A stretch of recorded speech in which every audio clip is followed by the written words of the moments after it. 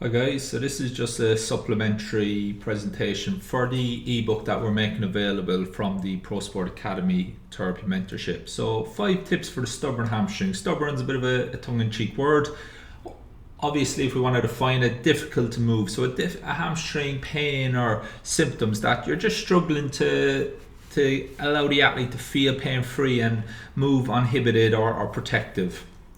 And the tip number 1 is the answer always lies in the history. Okay, and the more we understand the interaction between pain, movement, and physical activity, the more we understand that actually the movement behaviors of the athlete is ultimately a result of their previous history, okay, and their story, as we like to call it. So taking a step back and just going through the athlete's history may give you clues as to why that hamstring may have to function the way it's functioning at the moment, okay, and it may not even be the hamstring tissue's fault, as we'll see now. And then tip number 2 is that this pain down that posterior thigh may not even be driven by the hamstring tissues, okay, and this is where our subjective and our objective assessment then becomes very, very important, okay, and you stressing these tissues in prone versus supine is going to give you a lot of valuable information there, okay, and we need to understand the difference between these two when we're doing our objective assessments. And then tip number 3 is your rehabilitation adequate? Do you understand the function of the hamstrings? The hamstrings are predominantly biarticular muscles, and that's going to change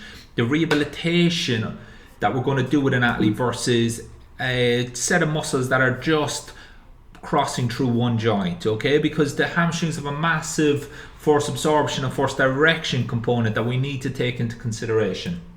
And then tip number 4 goes right back to tip number 1, understanding the specific needs of that athlete, understanding that athlete's story, not following a cookbook recipe of rehabilitation, not just going straight to the glutes.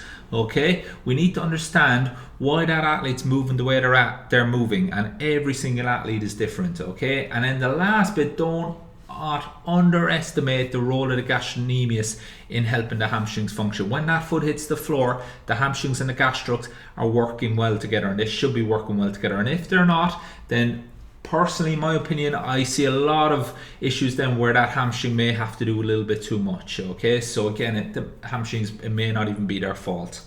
So if you want more details about these, I put together the ebook originally for the mentorship group, but I'm making it available for everybody. So if you'd like a copy, it's about 20 odd pages and it goes into a lot more details on those 5 tips, then feel free to click the green button there and I'll take you through to the next page where you can secure your copy.